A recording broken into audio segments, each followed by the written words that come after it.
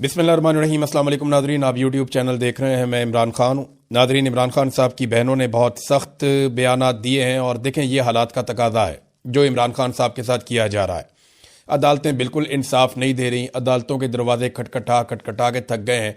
अदालती अहकामात जो है वो कोई अर्दली भी नहीं मानता, अपने जूते की नोक के ऊपर रखते हैं सिपाही अदालत के अहकामात को। तो हालत तो ये है इस वक्त पाकिस्तान में।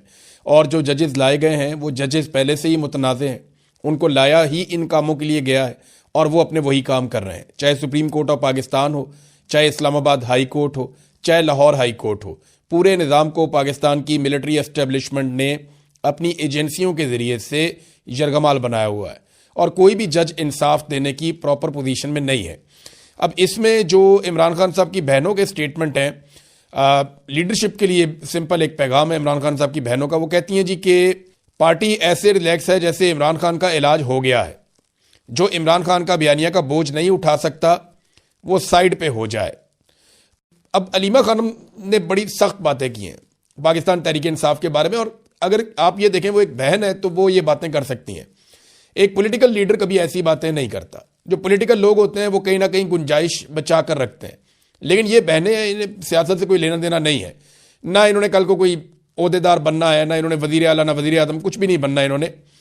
तो इसलिए इनकी तवज्जो इस बात पे है कि इनके भाई की जान बचे और इनके भाई का इलाज हो और इनके भाई को रिहाई मिले।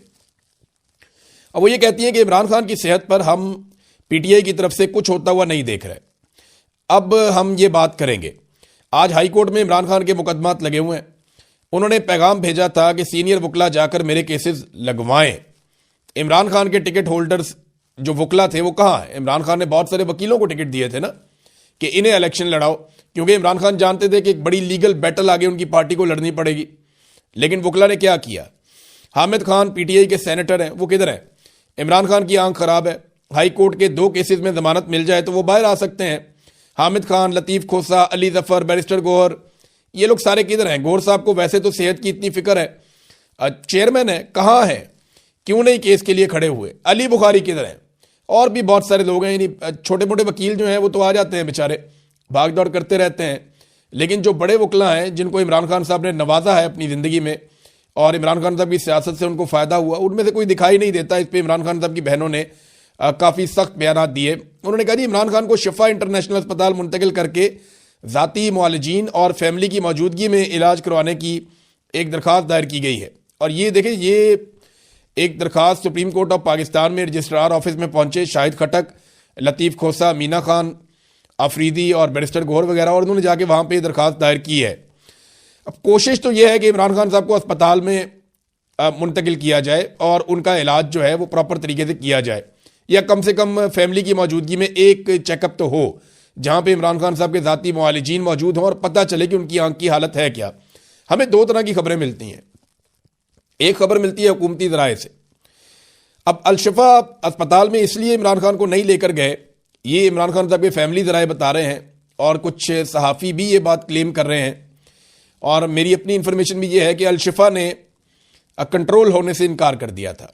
अलशिफा इंटरनेशनल के अंदर उस तरह से पाकिस्तान की इंटेलिजेंस एजेंसियां कंट्रोल नहीं कर सकती जैसा कि वो पिम्स अस्पताल के अंदर कंट्रोल कर रहे हैं।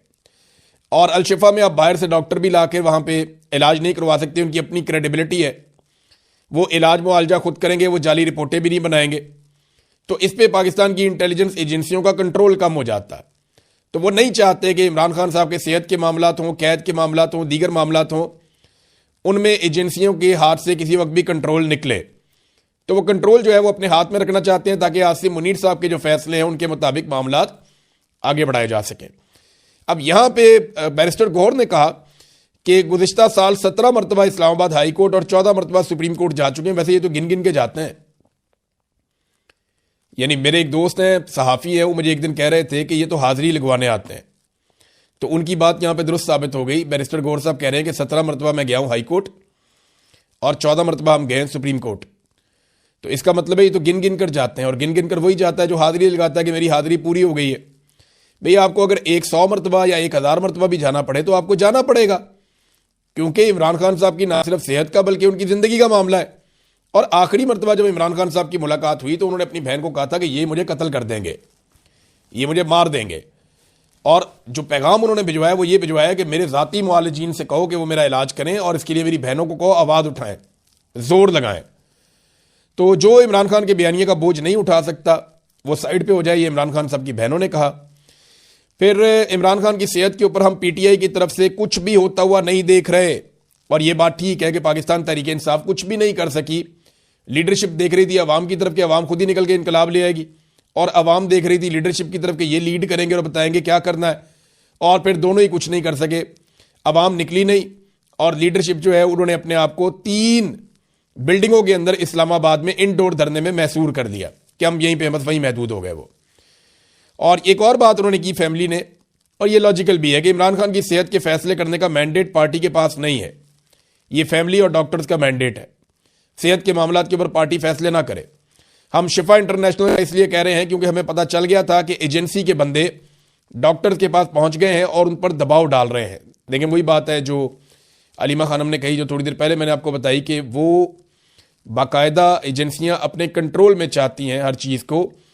डॉक्टर उज़मा जो है इमरान खान साहब की दूसरी बहन, उन्होंने कहा ये एक आंख का मसला नहीं है इमरान खान का, क्योंकि हमें इसकी वजूहात अभी तक पता नहीं चली, तो दूसरी आंख भी मुतासिर हो सकती है। और देखें, मैं पहले आपको ये बात कह चुका हूं, मेरी यहाँ पे बरतानिया में सीनियर डॉक्टर से बात हुई, उन्होंने बताया कि ये ब्लड की बीमारी है, ये ज़रूरी नहीं है कि एक आंख में रुके, ये दूसरी आंख के अंदर जाकर वहां पे भी बीमारी पैदा कर सकती है और दोनों आंखों की बीनाई मुतासिर हो सकती है इमरान खान साहब की।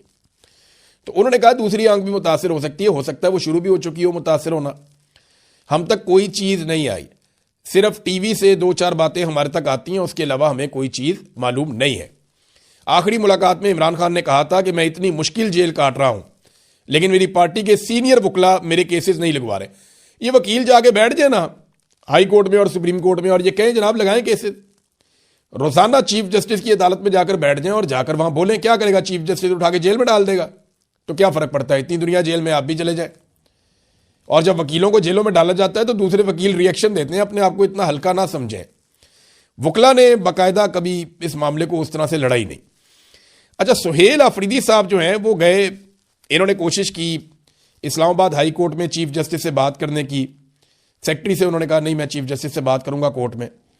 तो ये जनाब कोर्ट के अंदर बैठ गए, और जब ये रुस्तम पे गए और उन्होंने चीफ जस्टिस से बात करने की कोशिश की, अस्सलामु अलैकुम कहा, तो रोजे की हालत में थे। उन्होंने कहा जी मैं रोजे की हालत में था, मैंने अस्सलामु अलैकुम कहा चीफ जस्टिस को, तो चले वो मेरी बात ना सुनते, मुझे इंसाफ ना देते, लेकिन मेरे सलाम का जवाब तो देते। उन्होंने मेरा सलाम का जवाब भी नहीं दिया और उठकर चले गए। ये तो एक रवैया है इस वक्त जुडिशरी का, जो बड़ा अफसोसनाक रवैया है, और ये हम अब से नहीं काफ़ी अरसे से देख रहे हैं।